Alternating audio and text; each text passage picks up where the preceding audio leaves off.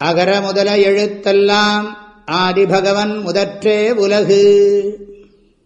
திருவள்ளுவர் திருக்குறளிலே நிலையாமை என்கின்ற அதிகாரத்திலே ஒரு கருத்தை அருளி செய்திருக்கிறார். அந்த கருத்து இதுதான்: ஒருபொழுதும் வாழ்வதறியார் கருதுப கோடியும் அல்ல பல. இடையிலே ஒரு விஷயத்தை உங்களிடத்திலே சொல்ல விரும்புகிறேன். நீங்கள் எல்லோரும் இந்த வகுப்பை கேட்கும் பொழுது திருக்குறள் புத்தகத்தை வைத்திருக்க வேண்டும் என்று அன்போடு கேட்டுக்கொள்கிறேன்.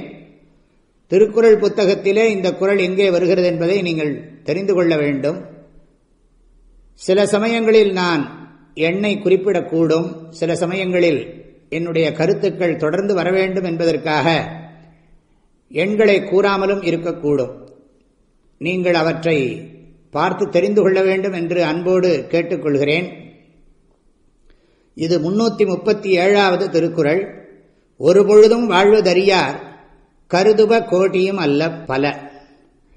அதாவது அறிவை உடைய மனிதர்கள் மனித உடலிலே உள்ளத்தோடு இணைந்து வாழ்கின்ற உயிர்கள், உள்ளத்திலே அறிவை நன்கு சிறப்பாக பெற்றிருக்கக்கூடிய உயிர்கள், மனித உடலிலேதான் இந்த அறிவு சிறப்பாக செயல்படுகிறது. மற்ற உடல்களிலே உள்ளத்தில் உள்ள அறிவு சிறப்பாக வெளிப்படுவதற்கு வாய்ப்புகள் மிகவும் குறைவு. ஆகவே வாழ்க்கை எதற்காக இருக்கிறது என்பதை பெரும்பாலானவர்கள் சிந்திப்பது கிடையாது. ஒருபொழுதும் வாழ்வதறியார். எதற்காக இந்த உடலிலே நாம் வாழ்ந்து கொண்டிருக்கிறோம்? உடல் வேறு நாம் வேறுங்கிற கருத்தே தெரியாது. என்ன நடக்கிறதுன்னு வெளியில நடக்கிறதான் பார்த்து கொண்டிருக்கிறார்கள். புற விஷயங்களிலே தான் மனத்தை செலுத்துகிறார்களே தவிர தாங்கள் யாருங்கிறதே தெரியாது. ஒரு பொழுதும் வாழ்வது அறியார். ஆனால் மனசுல எண்ணங்கள் கோடிக்கணக்காக சென்று கொண்டிருக்கின்றன.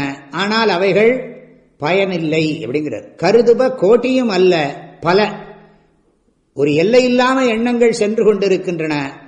ஆனால் அந்த எண்ணங்கள் எல்லாம் தனக்கும் சமூகத்திற்கும் அமைதியை தரக்கூடிய வகையிலே, அறிவை வளர்க்கக்கூடிய வகையிலே அமைந்திருக்கிறதா என்றால் இல்லை என்றுதானே பலர் சொல்லுகிறார்கள். அதை பற்றி அதிகமாக எதிர்மறையிலே கருத்துக்களை கூற நான் விரும்பவில்லை. நான் உடன்பாட்டு முறையிலேயே கருத்துக்களை பகிர்ந்து கொள்ள வேண்டும் என்று திட்டமிட்டு பகிர்ந்து கொண்டிருக்கிறேன். ஆகவே இந்த வாழ்க்கையை பற்றி நாம் சிந்திக்க கடமைப்பட்டிருக்கிறோம். நம்முடைய வாழ்க்கை காலம் எவ்வளவு காலம் நிலைத்திருக்கும் என்பதை நம்மால் அறுதியிட்டு உறுதியாக சொல்ல முடியாது. இந்த குறுகிய வாழ்க்கை காலத்திற்குள் நாளென ஒன்றுபோல் காட்டி உயிர் ஈர்க்கும் வாழது உணர்வார் பெறினார் வள்ளுவர். அதே நிலையாமை அதிகாரத்தில். அதாவது வாழ்ற மாதிரி தெரியும், வாழது.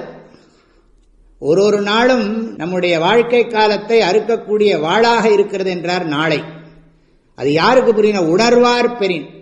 நாளது ஒன்று போல் காட்டி உயிர் ஈர்க்கும் வாழது உணர்வார் பெறின். இதெல்லாம் ஆழ்ந்து சிந்திக்க வேண்டிய குறட்பாக்கள். இதை நாம் திரும்ப திரும்ப பல முறை நாம் சிந்திக்க கடமைப்பட்டிருக்கிறோம். இந்த மனித உடலிலே வாழ்கின்ற உயிர்களாகிய நமக்கு அறிவுதான் முதலில் மிக முக்கியம். அறிவுடையவர்கள் நாம் என்பதை உணர வேண்டும். அந்த அறிவை வளர்க்க வேண்டும். அந்த அறிவை நடைமுறைப்படுத்த வேண்டும். அந்த அறிவை பிறருக்கு வழங்க வேண்டும்.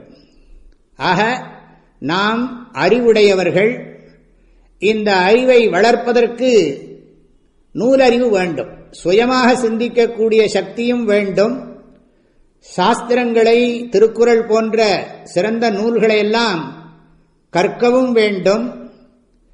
அப்படி நம்முடைய சுய அறிவும் நூலறிவும் இணைந்து அதை வாழ்க்கையில் நாம் நடைமுறைப்படுத்தி பிறருக்கு வழங்கும் பொழுது அது நுண்ணறிவாக மாறிவிடும். ஆக நூலறிவு, பட்டறிவு இரண்டும் இணைந்தால் அது நுண்ணறிவாக ஆகிறது. இப்படி மதிநுட்பம் நூலொடு உடையார்க்கு அதிநுட்பம் யாவுள முன்னிற்பவை என்று ஒரு குறட்பாவிலே சொல்லுகிறார். அமைச்சருடைய ஒரு இலக்கணமாக சொல்லுகிறார். மதிநுட்பம் என்றால் தன்னுடைய புத்தியானது மிகவும் நுண்மையாக சிந்திக்கக்கூடியதாக இருக்க வேண்டும். இதை பற்றி பல குறட்பாக்களிலே நாம் பார்க்க இருக்கிறோம். நூலோடு என்றால் சாஸ்திரங்களோடு உடையவர்களுக்கு அதிநுட்பம் புரிந்து கொள்ள முடியாதது என்று யாவுள முன்னிற்பவை இருக்கிறது என்று கேட்டிருக்கிறார். மேலும் கருத்துக்களை தொடர்ந்து சிந்திப்போம். அனைவருக்கும் மனமார்ந்த நல்வாழ்த்துக்கள். வாழ்க வள்ளுவம், வளர்க மனிதநேயம்.